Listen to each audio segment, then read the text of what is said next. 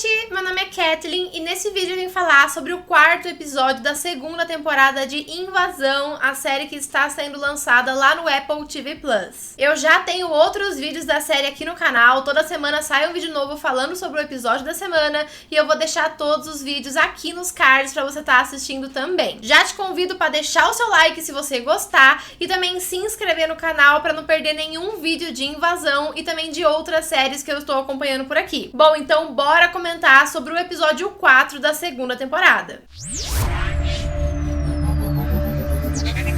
Invasão continua separando os seus núcleos e apresentando-os de forma intercalada. Então o núcleo que você vê nesse episódio, você provavelmente só vai ver de novo não no próximo, mas sim no outro. Geralmente eu não reclamo dessa escolha, porque até outras séries fazem isso também, né? É bem comum em séries que tem muitos personagens, núcleos muito diferentes, mas eu achei que nessa segunda temporada de Invasão, a separação dos núcleos não ficou muito justa. E aí a gente tem um dia com os núcleos mais legais reunidos ali em tela e o outro dia com os núcleos mais sem graça. E aí fica uma sensação de que a gente tá acompanhando duas séries que têm lançamentos quinzenais e que só tem 5 episódios na temporada. Por enquanto, tá uma separação bem estranha. Esse episódio aqui, episódio 4, ele não avança muito na história. Na verdade, nós temos 2 pontos interessantes que o episódio traz que pode ser considerado aí um certo avanço. Primeiro, nós temos a questão da evolução dos aliens, que vai ser importante daqui pra frente. E também temos o fato do grupo de neurocientistas estar estudando crianças que também têm uma relação estranha com os aliens. A gente já tinha visto desde a primeira temporada que os aliens mexiam com as crianças, né? Desde aquele primeiro episódio, quando os narizes começam a sangrar e tudo mais. Então eu achei legal que existem mais crianças especiais nesse mundo. Esse episódio é focado no núcleo das crianças. O episódio 2 também teve esse foco, mas junto com esse núcleo a gente tinha o núcleo do Trevante, que era um núcleo que estava meio sem graça, mas no terceiro episódio ele aparece aí no meio dos outros núcleos e ele consegue ganhar mais ritmo. Quando ele chega lá em Oklahoma, se une a Rose e vão começar as investigações, fica mais interessante.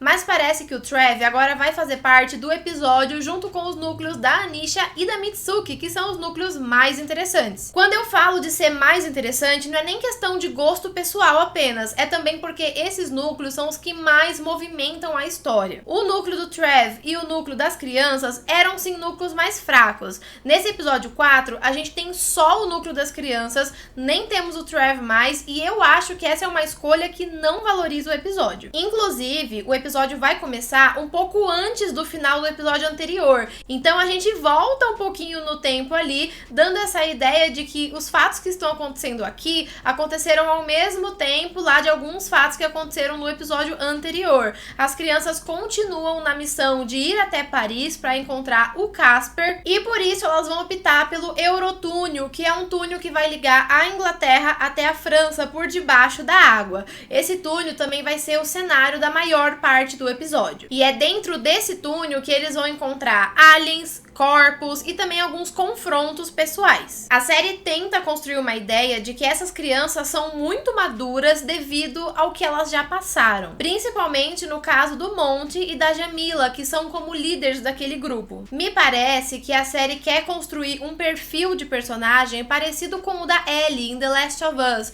Então nós temos uma adolescente que é muito madura, muito corajosa, muitas vezes mais do que um adulto, por tudo que ela passou, toda a história de vida, né? Todo o contexto pós-apocalíptico, e que está disposta a fazer aquilo que for necessário, aquele adolescente que dá um exemplo mesmo para a sociedade. Eu não acho que isso funcione muito bem aqui. Na verdade, eu prefiro quando núcleos desse tipo são mesclados entre crianças e adultos. Como a gente tem um núcleo inteiramente formado por crianças, a gente tem muita briguinha boba entre eles, que é perfeitamente normal quando a gente pensa que são crianças ali, mas eu não acho que isso combina e eu acho que acaba destoando do contexto da série. E é diferente da primeira temporada, porque lá na primeira temporada eles estavam em um passeio escolar, as crianças precisam se unir pra sobreviver, elas conseguem, elas são realmente muito corajosas, mas aqui nessa segunda temporada eu tenho um problema com esse núcleo desde o episódio 2, quando elas abandonam suas famílias e decidem tentem salvar o mundo. Eu não acho que essa premissa é muito convincente.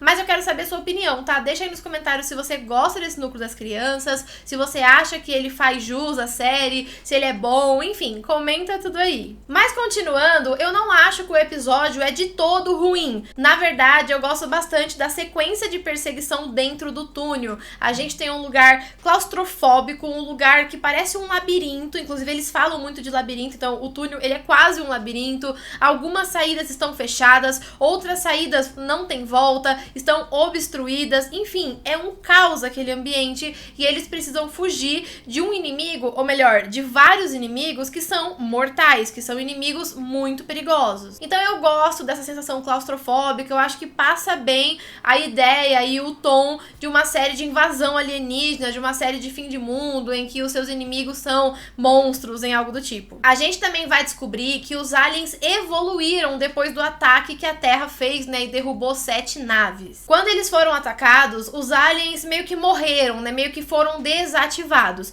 Mas aí as crianças vão encontrar umas poças de água dentro do túnel que estão com uma vibração estranha. E eles descobrem que isso é uma transmissão alienígena sendo feita. E depois dessa transmissão, os aliens voltam à vida, mas não como eles eram antes. Eles voltam maiores, mais rápidos e mais fortes. Inclusive, o fogo não é mais uma arma que acaba com os aliens. Na verdade, agora, eles resistem ao fogo, o que dificulta muita coisa. Falando um pouco sobre o Casper agora, ele é o ponto mais alto do núcleo das crianças. Na verdade, ele desperta muito interesse porque ele não é só uma criança, ele é alguém que tem uma relação muito estranha e muito peculiar com os aliens, e a gente quer muito descobrir o porquê e como isso funciona. Na verdade, chega a ser até um pouco frustrante saber que ele tá em coma ainda, quando na verdade a gente queria ver ele em ação. Mas antes de eu comentar a aparição do Casper dentro do túnel, eu queria ressaltar como tem várias crianças que também têm essa conexão com os aliens, mas não são todas.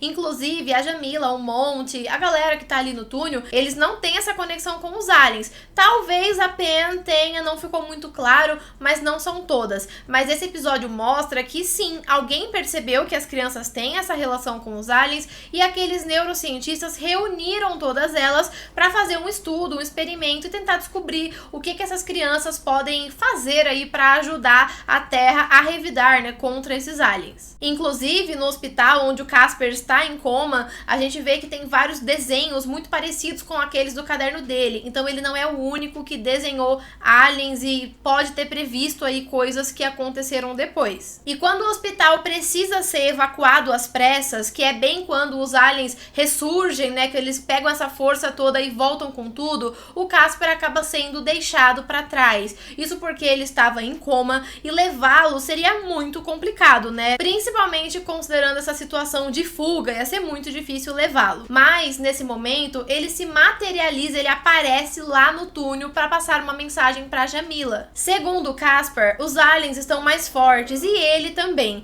E é por isso que agora ele consegue aparecer fisicamente para Jamila, sendo que antes ele apenas conseguia falar com ela através de vozes, ela não conseguia vê-lo. Isso reforça o quanto a ligação do Casper com os aliens é muito forte. Se os aliens ficam mais fortes e ele também, alguma coisa tem aí, talvez a mais até do que com as outras crianças. Inclusive, ele vai propor que ele seja um informante, um infiltrado no meio dos aliens, porque já que ele consegue entender e consegue saber o que os aliens querem, né, pelo menos um pouco, ele passaria essas informações para os humanos. Mas a gente não sabe se os aliens já perceberam isso, né, porque da mesma forma que o Casper consegue entender a comunicação deles, eles também poderiam entender a comunicação do Casper, então isso é um perigo. Inclusive, nesse momento, ele ainda tá em coma lá no hospital, que já está sendo atacado por aliens, tem alguns seguranças defendendo, mas a gente não sabe quanto tempo isso vai durar, então é possível que esses aliens tentem atacar o garoto. A gente não sabe ainda se eles vão tentar matar o Casper ou se eles têm uma conexão tão profunda que vão acabar deixando o garoto viver. Mesmo que nada aconteça com ele, para esse plano funcionar, a Jamila Camila vai precisar convencer as outras pessoas, né,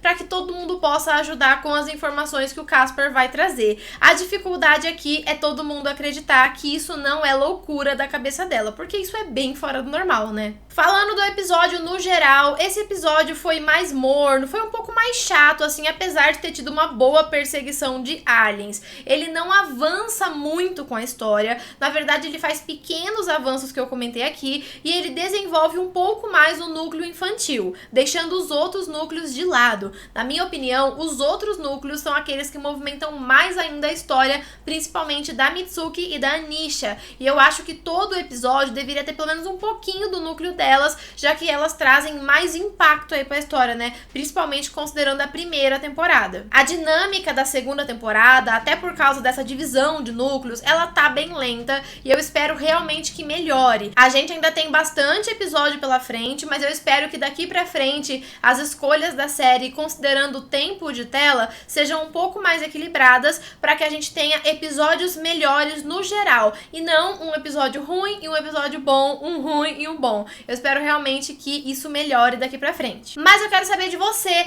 tá acompanhando a Invasão? Tá gostando da série? O que você achou desses núcleos? O que você achou de tudo que eu trouxe aqui? Você concorda? Você não concorda? Tem algum ponto que você gostaria de levantar que eu ainda não levantei? Tudo isso você faz aqui nos comentários. Comenta aí o que você achou e a gente pode ir debatendo o episódio até que lance o próximo na semana que vem. Inclusive, eu te convido a deixar o like nesse vídeo se você gostou desse conteúdo e também a se inscrever no canal. Isso porque toda semana eu trago um novo vídeo sobre Invasão e eu também faço coberturas de outras séries, trago dicas, muitos conteúdos que você pode se interessar. Mas o vídeo de hoje fica por aqui. Muito obrigada para quem assistiu o vídeo até o final e eu já espero você pro próximo vídeo. Até a próxima e tchau!